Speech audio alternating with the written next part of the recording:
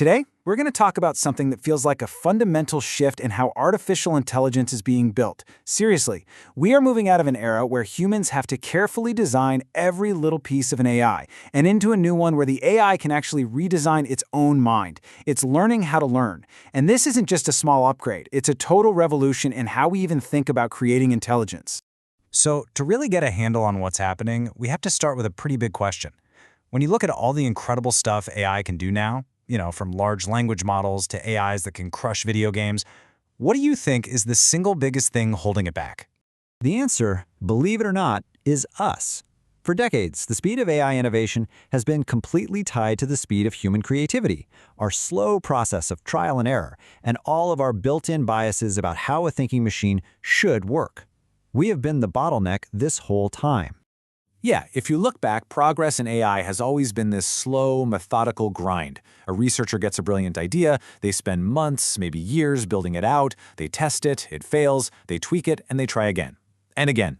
This whole human-driven cycle has given us amazing tools for sure, but it's always been limited by the speed of human thought. This timeline right here shows you exactly what that looks like in practice. Back in 2013, we got Deep Q networks, or DQN, which was this massive breakthrough. It let an AI master Atari games just by looking at the pixels. Then, 4 years later, PPO came along, which was simpler and more robust. Each of these steps was a huge achievement of human engineering, but it begs the question, what if we could automate that discovery process itself? Well, this is where a system from DeepMind called DiscoRL completely changes the game. It's designed to do exactly that, to automate the entire discovery process. To put it simply, it's an AI that designs other AIs. The core concept behind all this is called meta-learning. You can just think of it as learning to learn. The crucial difference is this. Instead of asking, hey, how well can my AI learn this one game with algorithm X, you totally flip the question. You ask, okay, given hundreds of AIs and hundreds of different games, what is the algorithm that creates the best learners overall? It's a whole new level of abstraction. So how does it actually work? Well, DiscoRL uses a process that looks a whole lot like evolution. It starts with a bunch of random candidate algorithms. Then it just unleashes them on a whole set of simple toy environments to train in. The algorithms that produce the best agents get to survive and reproduce, which just means they're selected, tweaked a little, and thrown back into the competition. It's literally survival of the fittest, but for algorithms. And the results from this are, well, they're staggering. One of the absolute cornerstones of modern AI is the idea of a value function. It's basically how an AI judges if its current situation is good or bad. Humans invented that concept, but DiscoRL, left to its own devices, discovered its own, more complex alternative to a value function, all by itself. It essentially reinvented a core principle of AI from scratch, just because that was the most effective way to solve the problems it was given. And this is not just a theoretical exercise. Look at this chart. It shows how well different AIs perform on the Atari 57 benchmark, which is a classic test. Those other lines you see are all powerful human-designed models. But that brown line, way up at the top, that's the algorithm that DiscoRL discovered. It consistently matches or even beats the models that took humans decades to meticulously engineer. Okay, so AI is learning how to learn. That's one huge piece of the puzzle. But there's another, equally important part of the mind that's also being redesigned from the ground up, memory. Because even the most powerful models we have today, like the ones that power ChatGPT, have a really serious memory problem. It's a problem that's often called catastrophic forgetting. And what it means is that these models have a fixed attention window. Anything that falls outside of that window might as well have never happened. It's why an AI might forget the beginning of a really long book by the time it gets to the end, or forget a key detail you mentioned at the start of a long conversation. So the standard approach, what you see on the left, is like having a memory that's a leaky bucket. Information just constantly spills out to make room for new stuff.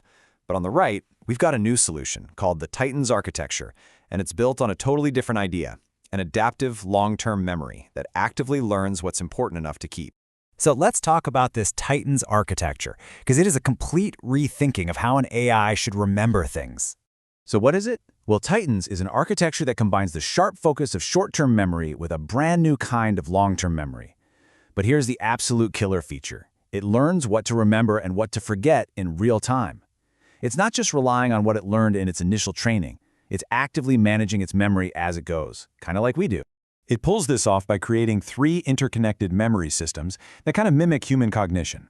You've got your short-term memory for what's happening right now, you've got your long-term memory for important facts from way back, and then you have this really fascinating persistent memory, which holds abstract general knowledge, like the rules of chess, which is totally separate from remembering any single game you've played. Now, these images look pretty complex, but they actually give us a peek into the AI's mind at work.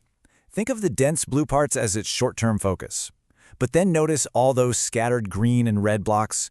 That's the AI on the fly reaching back into its long-term memory, that's the green, and its persistent general knowledge, that's the red, to pull in context it needs for what it's doing right now.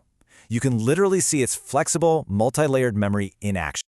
And the results are, well, they're just plain dramatic. This chart shows what's called the needle in a haystack test. It's designed to see how well an AI can find one tiny fact in a huge sea of information. As the document gets longer, you can see the accuracy of models like GPT-4 just plummet. But that brown line at the top, that's Titans. It maintains nearly perfect accuracy even when searching through 10 million tokens. That's like finding a single sentence hidden somewhere in a dozen novels. It's incredible. So let's put it all together. We've got AI that can discover its own learning algorithms, and AI that can build its own dynamic long-term memory. Now, these might seem like two separate breakthroughs, but they're really two sides of the same coin. They represent a really profound shift in how we even think about creating intelligence. Probably the best way to think about this shift is with an analogy. For decades, AI researchers have been like architects. They had to meticulously design every single beam and joint. But this new paradigm, it turns the researcher into a gardener. Our job is no longer to design the perfect plant. Our job is to cultivate the perfect environment, the right soil, the right sunlight, and let the most effective solutions grow on their own. And the researchers behind DiscoRL say this explicitly. They say the future isn't about manually building better algorithms ourselves. It's about building better environments, richer, more diverse digital worlds that will challenge these systems to discover algorithms that are way more powerful than anything we could ever design by hand. All of this leads to one final, fascinating question. For its entire history, AI has been built in our image, right? Limited by our own ways of thinking. But now we're building systems that can break free from those limitations. So if an AI can truly redesign its own mind, its own ways of learning and remembering, what will it choose to become?